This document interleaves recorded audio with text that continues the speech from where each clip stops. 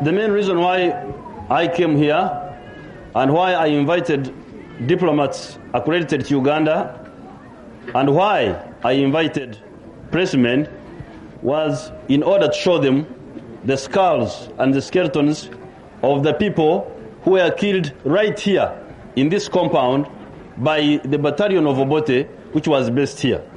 When I passed here, when I was preparing my troops to attack Kampala, I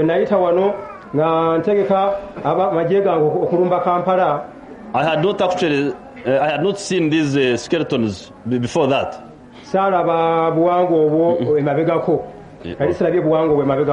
Now when I stopped here, I found skulls just scattered all over the place. Then I asked the people, I said, who was killing these people? They said it was Obote's people. Of course I knew that Obote's people were killing people. But at least I thought they would bury those whom they kill.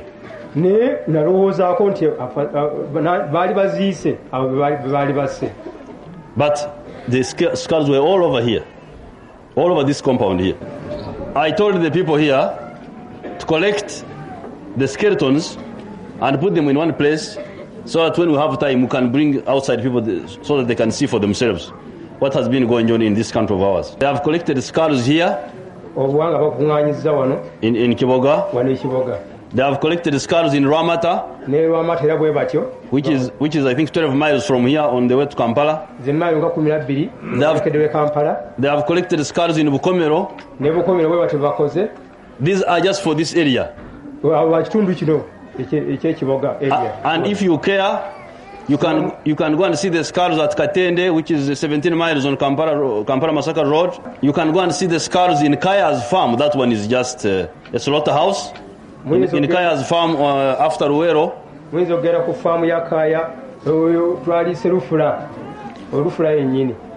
The skull, Masulita, all over this place, all over wherever these fellows were staying. I chose this Kiboga at random, but maybe the only point one can make about this place is that these skeletons were right in the barracks, because this was the barracks here. You can travel around, you can see the trenches.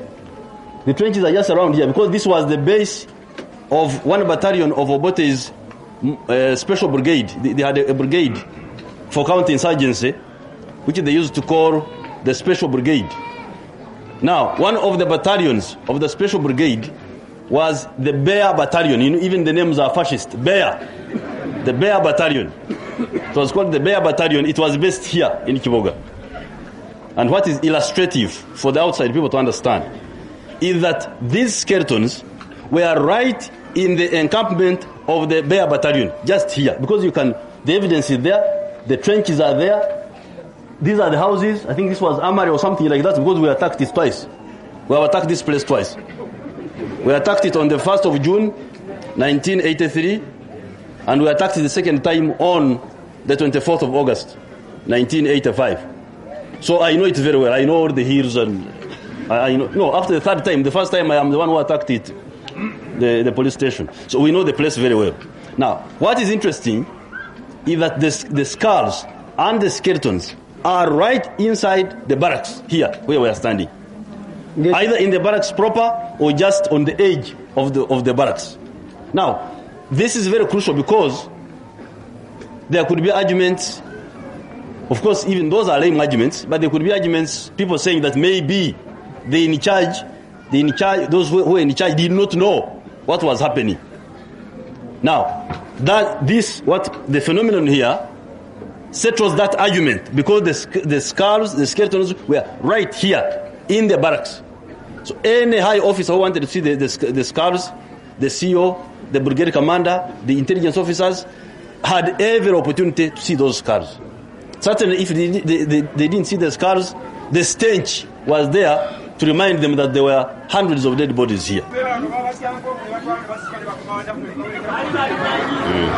The outburst from that old man there was a retort to my comment that maybe the leaders did not know that killings were going on. So he is saying that he himself was a prisoner here, and he pointed out a house where he used to stay, where he used to be kept, and he said they used to pick people and kill them, when he was here. That's what he was saying, that old man. But of course, as you know, we had a lot of difficulty to explain to the outsiders the criminality of Obote's regime. Some, I think, were genuinely skeptical about the evidence we gave them, but I think some knew, but they had other considerations. That's why they did not take the people of Uganda, the plight of the people of Uganda, seriously. Mark you, this battalion was here even after Obote was overthrown. So when we attacked it on the 24th of August, it was 1 month after Okello had taken over, but again the bodies were here and even fresh ones had been added.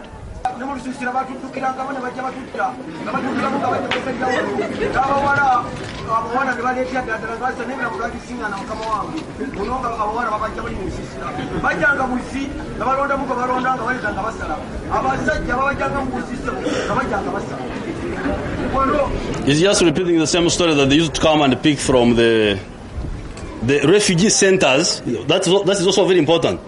He's saying that they were picking people from the refugee centers, which were being looked after by the Red Cross. The refugee encampments. There is one down there. So they used to come and pick, according to that old man there,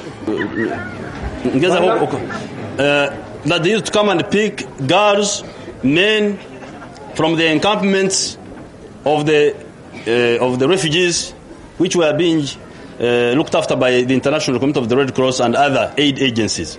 For the people of Kiboga, I wish to thank you very much for the big support you gave to our struggle. Because you remember, after attacking Kawamba the first time, I passed through here, and I went to the valley, the River Mayanja Valley, the valley of River Mayanja, and we were based there for all these 5 years.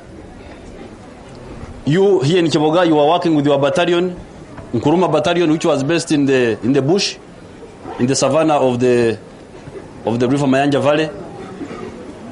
And you gave us a lot of support in spite of the difficulties imposed on you by the regime of Obote and later on of Okello. In Kiboga Hospital used to be the brigade headquarters of the Bear Battalion of the Obote government, and atrocities they committed to the people are seen by the remains of these skulls, and using all sorts of President Museveni is dismay at seeing the skulls of these people that were killed during the period when Kiboga Hospital was being used as the brigade headquarters for the Bear Battalion of the Obote government.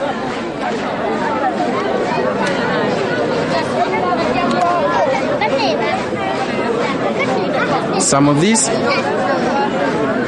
were killed using guns, others were burnt to death, others were tied and died of starvation, and the age ranged from 7 years to above 80 years.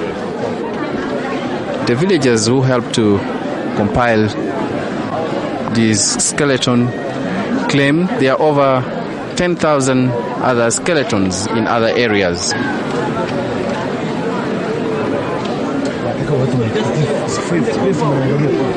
this is the nuts they use.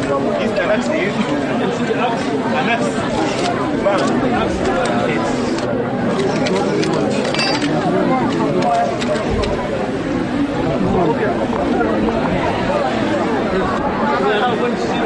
The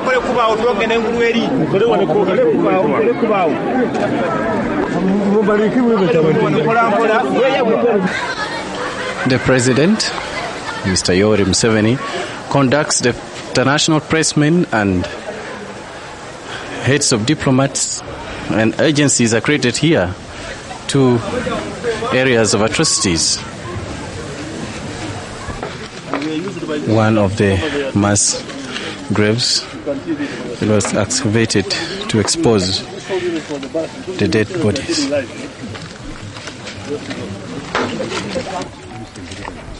Others were just thrown off from wherever they were killed, allowed to rot to their points of death.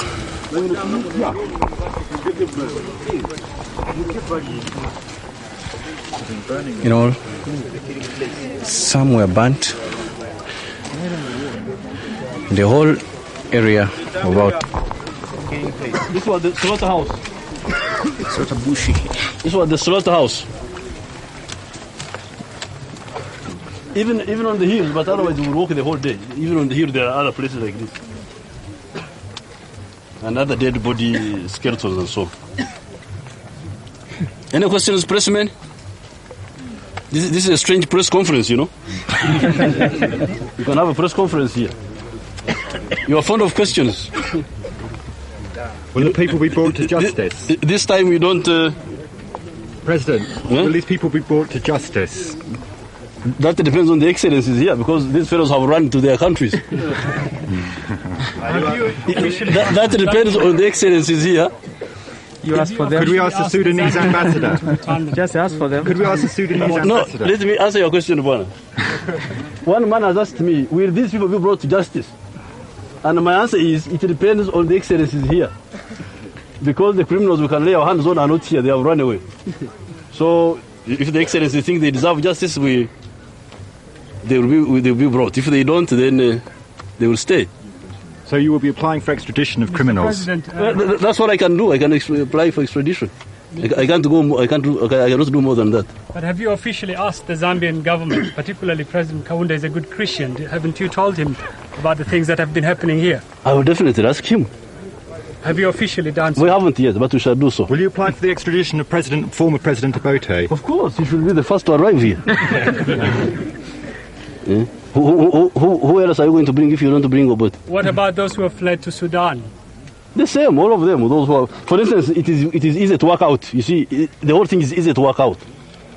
You get hold of the commanding officers who are here, because they are known, you know.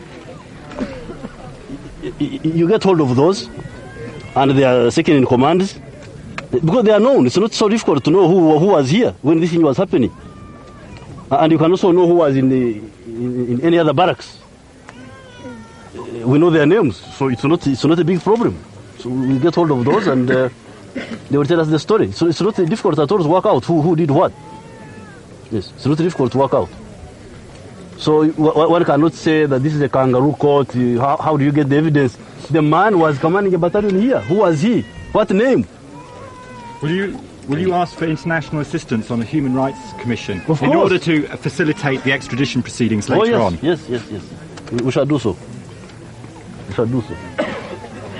But I invite you to visit all these places, because this is just one place. What are you eventually going to do with these skulls? The idea is now being circulated by the people that we could have a museum. Museums for them, because it's not one. In every place where there were killings, there should be a museum. Like this place here. This idea is being, circulated by the people. But we have not taken a final decision on it. Mr. President, when you arrived here and you found the skeletons and skulls scattered over the place, do you have any rough estimate figure? In the compound there. In the compound, do you have any rough estimate figure of how many bodies were? Those, according to the report of the local people, they say that those there are 237. The skulls, 237. Those ones there. But that's what they were able to collect. It's not for just this place here. Some are dumped in lagoon down there. And some are thrown in pit latrines, some are what, so it's not...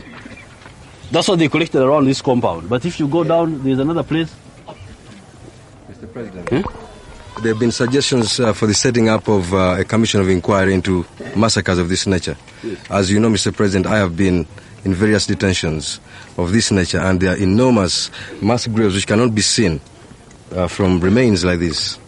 Now, I understand that you have taken some of UNLA criminals, and they are being released very fast from the camps. Don't you think this will jeopardize the cause of justice? Well, we are trying to, it's reconciliation, we are trying to, those fellows who against whom there is evidence, we arrest if there is evidence against him. But if there isn't, but normal evidence is easy to get, because these local people here know who was doing what. But the problem is that you are releasing these people who have been detained in these camps so fast that before you even get the evidence from the people, there are those who have been in Mpigi, officers that we know were killing people. We see them on the streets of Kampala already with the clearance from UNLA, from NRA. Bring evidence. You see, for us, we can't arrest somebody unless we have good evidence. Well, this is why we are suggesting a commission of inquiry or something like that, where citizens can take evidence against these criminals. Okay, that's a good idea. You mean expediting that process? It's a good idea. But at the same time, we can't hold somebody unless we have got evidence against him. You know, it's a dilemma. Otherwise, we'll end up like, like you were. You know, people would hold you for no reason. Yeah? It's tricky. It's tricky. Yes?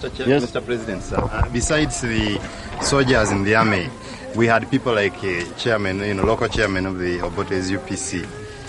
Now we hear some of these were actively involved in atrocities of this nature. Now in certain areas we hear they have been allowed to get away scot-free. What do you think about this? This is only if we don't have evidence.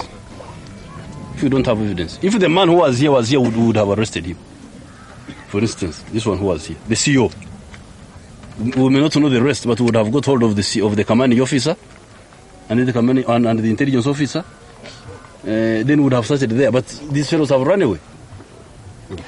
But Mr. President, there is a question of those taking back the soldiers from the defunct army of Milton Obote and the Tito Okello. Don't you think it wouldn't be good to take them back in this NRA army? The problem is not the soldiers. The problem is the leadership. Soldiers can be good or bad depending on the leadership. Because they are already spoiled by behaviors. No. Do you think they can spoil our soldiers of NRA? They may have some traits, but they can be... The problem is the leadership. Even our boys here were misbehaving. They would come and sometimes steal some people's muhogo, cassava. Then we get a report from the population. Then we test those who are stealing the muhogo. Sometimes we miss them, sometimes we get hold of them.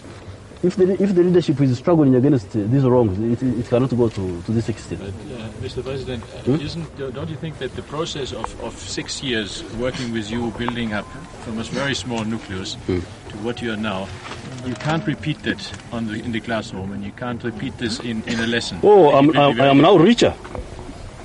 I'm richer. I've got prisons. I'm a rich man with the prisons, with the locks. I'm a rich man. At that time, I had no prisons. It was difficult to handle anybody. You see, the only effective punishment we had was execution. If you put him in the bush, he can escape, run through the bush and go. But now I'm a rich man. I've got prisons of all manner.